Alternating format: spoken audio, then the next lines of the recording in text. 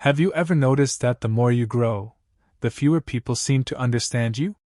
The conversations that once entertained you now drain you. The behaviors you once excused now disturb you. The disrespect you used to tolerate now feels unbearable. At first, you think something is wrong with you.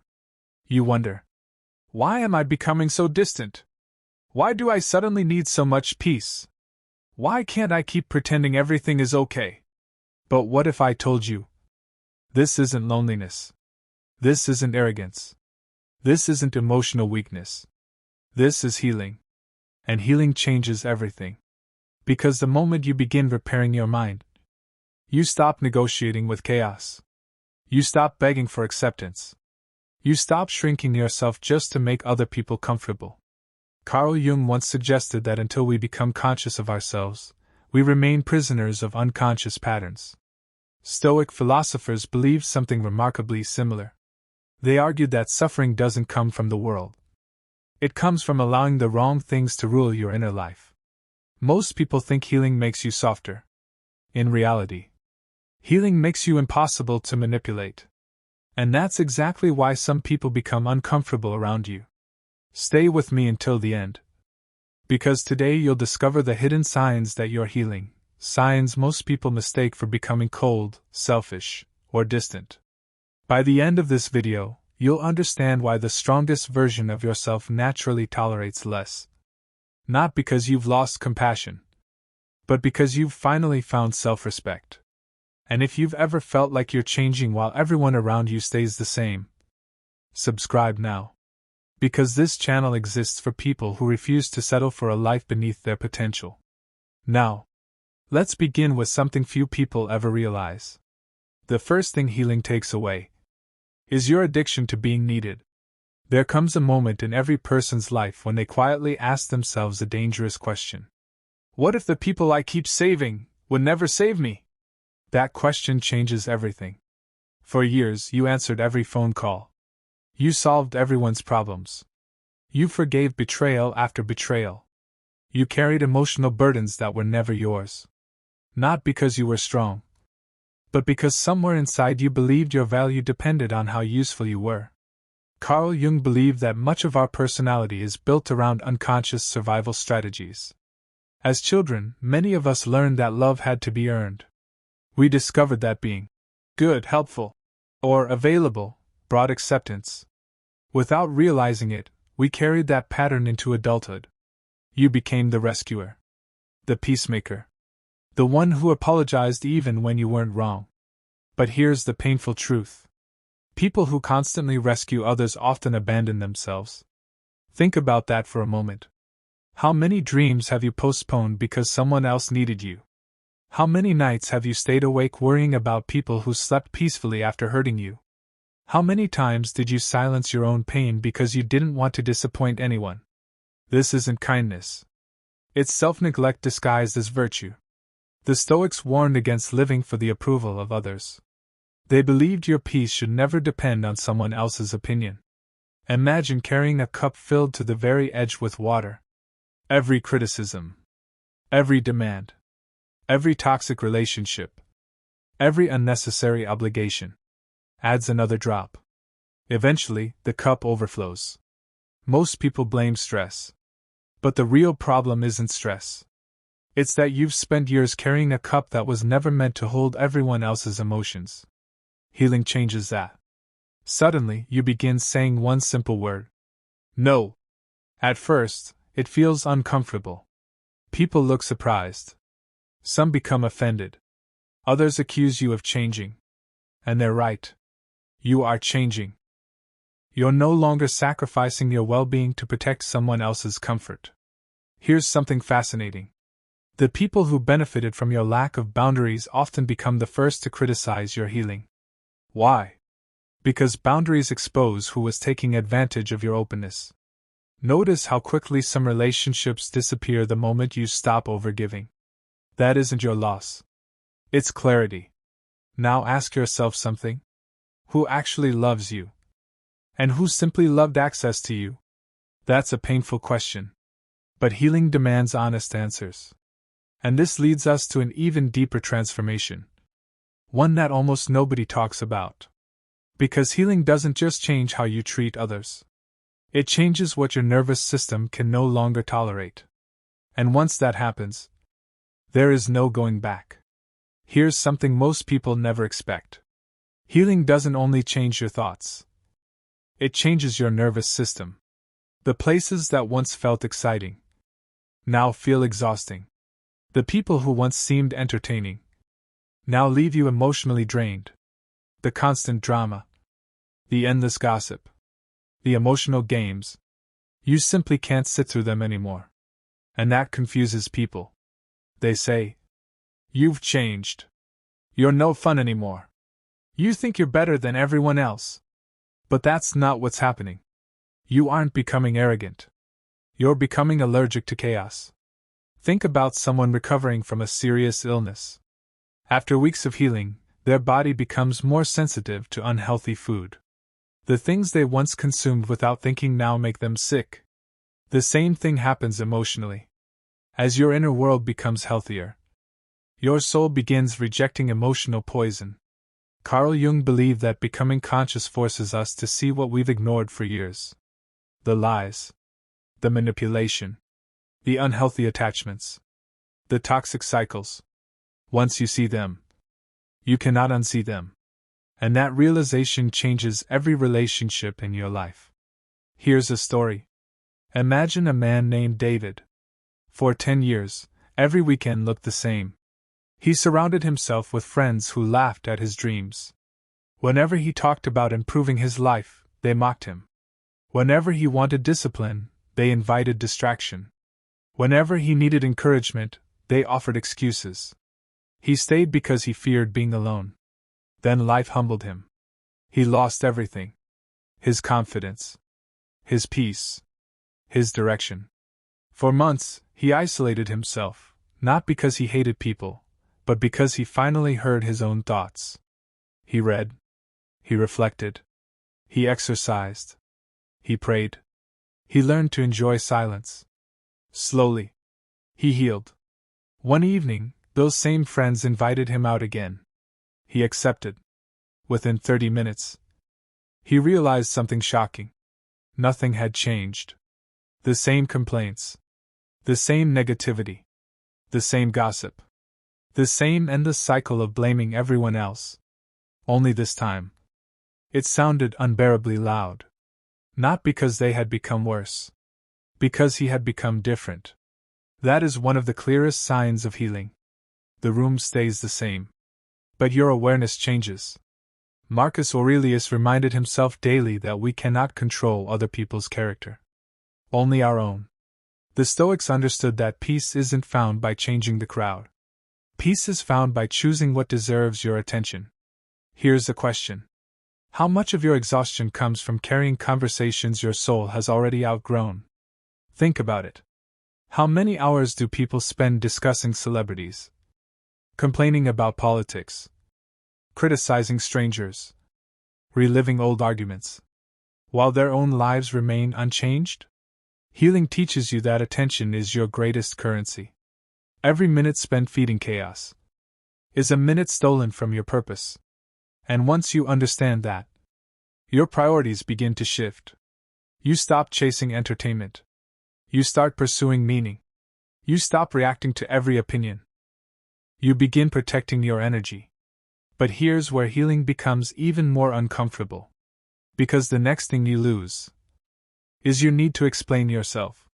And surprisingly, that may be the hardest lesson of all. There is a sentence that emotionally healthy people say more often than anyone realizes. Not out loud, but deep within themselves. It sounds like this. I don't need everyone to understand me.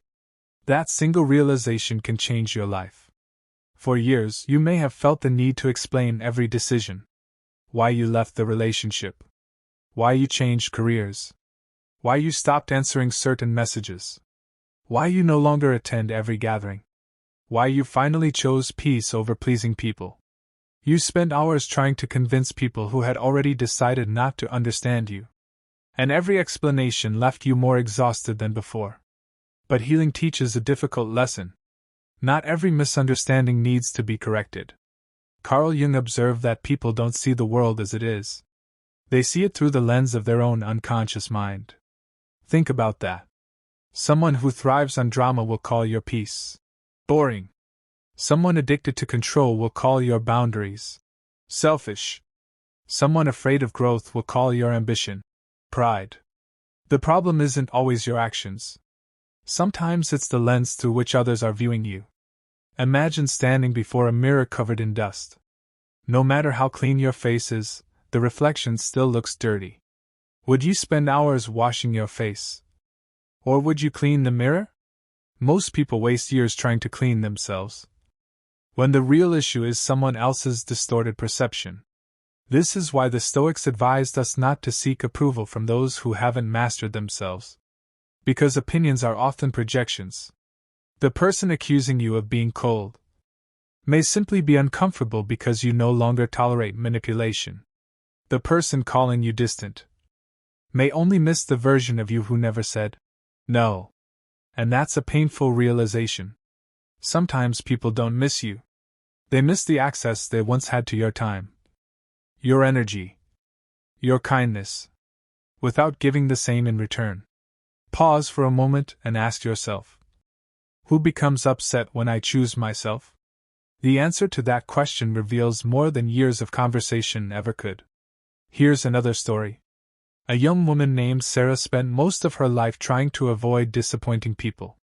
She attended events she didn't want to attend. She lent money she couldn't afford to lose. She apologized for setting healthy limits. Everyone praised her. They called her generous, kind, selfless. But inside, she was quietly falling apart. Then something changed. After months of reflection, therapy, journaling, and learning from Stoic philosophy, she began protecting her peace. She politely declined invitations. She stopped chasing one-sided friendships. She no longer answered every message immediately. Almost overnight, the compliments disappeared. The criticism began. You're acting different. You've become selfish. You've forgotten where you came from. At first, those words hurt. Then one day she realized something that set her free. The people who truly loved her never demanded that she betray herself to keep them comfortable. Read that again in your mind. Real love doesn't require self-abandonment. The Stoics understood this deeply. Epictetus taught that freedom begins the moment you stop trying to control what others think of you. You cannot manage every opinion. You cannot silence every critic. You cannot force people to understand a journey they were never willing to walk. Healing gives you permission to let people misunderstand you. Because peace is far more valuable than endless explanations. And once you stop defending every decision, something incredible happens. Your energy returns. Your confidence grows. Your mind becomes quieter. You finally begin living your life, instead of constantly defending it. But healing has one final challenge. Perhaps the hardest of them all. Because eventually, you must learn to forgive. Not because the people who hurt you deserve it, but because you deserve freedom. And that's where our journey goes next. There is one lie that keeps millions of people emotionally imprisoned. It sounds reasonable. It even feels justified. The lie is this: if I forgive them, they win. But what if the opposite is true? What if refusing to forgive keeps you chained to the very people you're trying to escape? Think about it. How many conversations have you replayed in your mind? How many nights have you imagined what you should have said? How many years have you carried someone who hasn't thought about you in months? That isn't justice. That's emotional captivity. Carl Jung believed that whatever we refuse to face within ourselves continues to control us from the shadows. Pain that remains unprocessed quietly shapes our reactions, our relationships, and even our identity. The Stoics reached a similar conclusion. They believed that another person's actions belong to them. Your response belongs to you. Marcus Aurelius wrote as though reminding himself every day that he could not control betrayal, insults, or cruelty, but he could always control the character with which he responded. That is real power. Not revenge. not bitterness, not proving someone wrong. Power is refusing to let another person's darkness become your permanent home. But let's be clear about something. Forgiveness does not mean pretending nothing happened. It does not mean welcoming toxic people back into your life. It does not mean trusting someone who repeatedly betrayed your trust. Healing never asks you to abandon wisdom. Sometimes the healthiest form of forgiveness looks like this. I release the anger, but I also release your access to my life. That is not hatred. That is discernment. Imagine carrying a heavy backpack filled with stones. Every betrayal, another stone. Every insult, another stone. Every disappointment, another stone. For years, you convince yourself that carrying the weight proves how deeply you cared. But one day, someone asks a simple question. What would happen if you put the backpack down? At first, it feels strange. You've carried it for so long that it almost feels like part of your identity. Then you let go. And suddenly, you remember what it feels like to walk freely. Forgiveness is not giving the backpack to someone else. It's deciding you no longer want to carry it. Here's a story. An elderly craftsman was once asked the secret to his peaceful life. He smiled and said, Every night before I sleep, I ask myself one question: who am I allowing to live rent-free in my mind? Then I evict them. Most people laughed. But those who understood never forgot his words. Because healing isn't about forgetting your scars. It's about refusing to keep reopening them. Ask yourself this. Who still has emotional control over your day without even speaking to you? If someone's memory can instantly steal your peace, then healing is not finished. And that's okay. Healing is a journey, not a destination. Some days you'll feel strong. Other days an old memory will return without warning. Don't mistake that for failure. Even the deepest wounds ache before the weather changes. Growth isn't measured by never feeling pain again. It's measured by how quickly you return to peace. And this brings us to perhaps the greatest transformation of all. Because after you've learned boundaries, after you've stopped explaining yourself, after you've forgiven without forgetting, one final shift quietly takes place. You stop chasing people, and you start chasing purpose. That is the moment your entire life begins to change. There is a silent transformation that happens after real healing. It doesn't announce itself. It doesn't arrive with applause. It simply changes the direction of your life.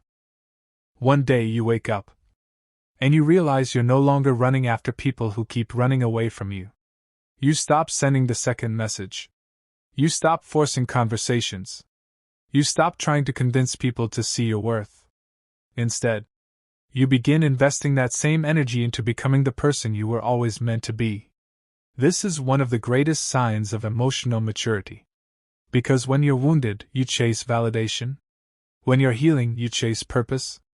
There's an old Stoic idea that says, the quality of your life is determined by what you choose to pursue. Most people pursue attention, approval, popularity, recognition. But these things are unstable. They rise and fall with other people's opinions. Purpose is different. Purpose remains when the applause stops. Purpose remains when the crowd leaves. Purpose remains even when you stand alone. Carl Jung believed that every person has a calling, a deeper self waiting beneath fear, insecurity, and social expectations. But here's the problem. You can't hear your calling if your life is filled with constant noise. Think about it. How many dreams have been buried because someone laughed at them? How many talents have gone unused because someone said, "You'll never make it"?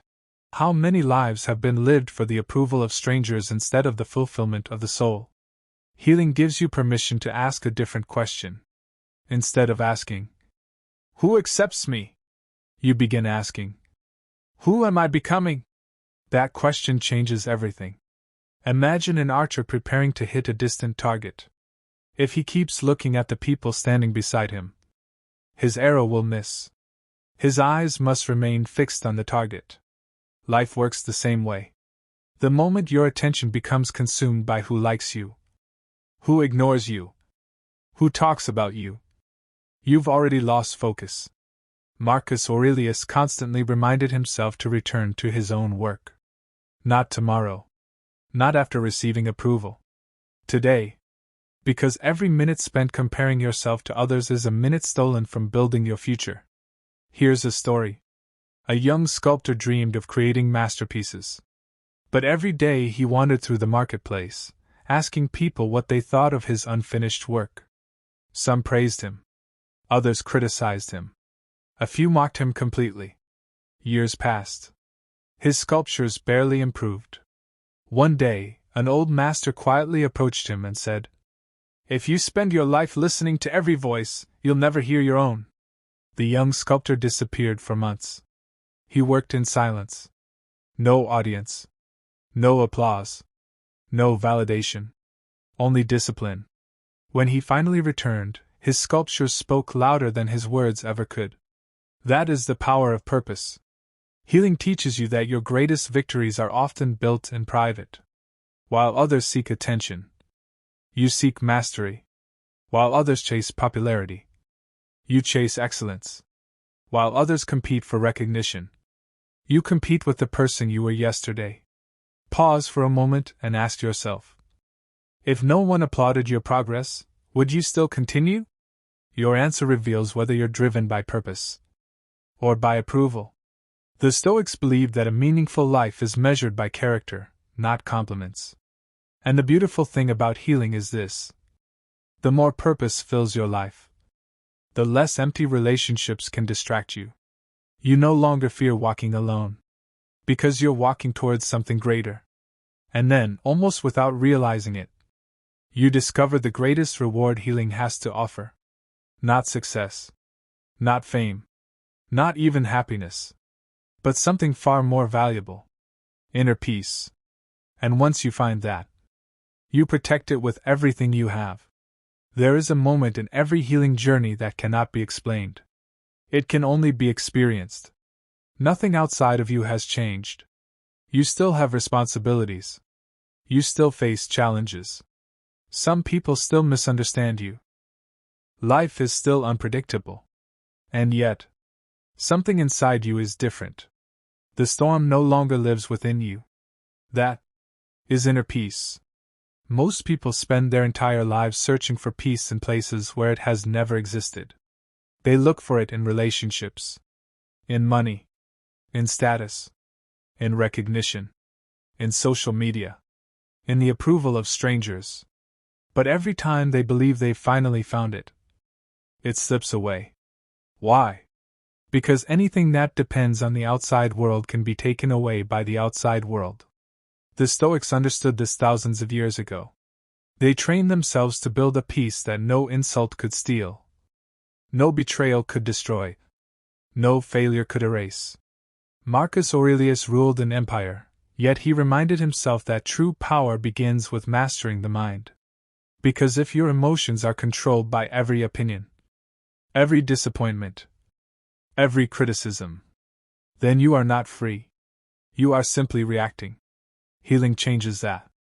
The more you heal, the less you react. Someone insults you. You don't rush to defend your ego. Someone ignores you. You don't question your worth. Someone leaves your life. You don't chase them. Not because you don't care, but because you've finally learned the difference between attachment and love. Carl Jung believed that one of the greatest achievements in life is becoming whole. Not perfect. Whole. A whole person doesn't need constant validation. A whole person doesn't build an identity around pleasing everyone. A whole person knows that self-respect is stronger than popularity. Imagine standing beside a calm lake. Someone throws a small stone into the water. Ripples appear. But within moments, the surface becomes still again. Now imagine another lake during a violent storm. Even without stones, the water is already in chaos. Which one resembles your mind today? Healing doesn't stop people from throwing stones. Healing teaches your mind how to become the calm lake. That is real strength. Not pretending nothing hurts. Not hiding your emotions, but refusing to let temporary pain become permanent suffering. Here's one final story. An old monk was asked, "What changed after all these years of meditation?" People expected him to say he became wiser, or happier, or stronger. Instead, he smiled and answered, "Nothing outside of me changed. I changed." And suddenly, everything looked different. Think about those words. Maybe the life you've been asking for doesn't begin with changing everyone around you. Maybe it begins with changing the person staring back at you in the mirror. Because healing is not about becoming someone new. It's about returning to the person you were before fear, before betrayal, before rejection, before the world convinced you that you weren't enough. And once you find that person again, you stop accepting less than you deserve. Not because you've become difficult, but because you've remembered your value. The more you heal, the less you tolerate. Not out of pride, not out of anger, but out of wisdom. You no longer tolerate disrespect because you respect yourself. You no longer tolerate manipulation because you value your peace. You no longer tolerate relationships that demand your silence because you've found your voice. And perhaps that's the greatest lesson of all. Healing doesn't make your heart smaller. It makes your standards higher. If this message spoke to something deep inside you, don't ignore that feeling. It may be the sign that your healing has already begun. Now I want to hear from you. What is one thing you refuse to tolerate anymore because you've started healing? Share it in the comments. Your story could become the encouragement someone else desperately needs today. If you found value in this video, leave a like and subscribe for more timeless lessons from Carl Jung, Stoicism, and the world's greatest thinkers. Lessons designed to strengthen your mind, sharpen your character, and help you build a life of peace and purpose. And if you're ready to continue this journey, don't stop here. Watch the next video on your screen. If these 4 signs appear, the best chapter of your life is about to begin. Carl Jung, Stoicism. Because your healing doesn't end with one lesson. It begins with the next one.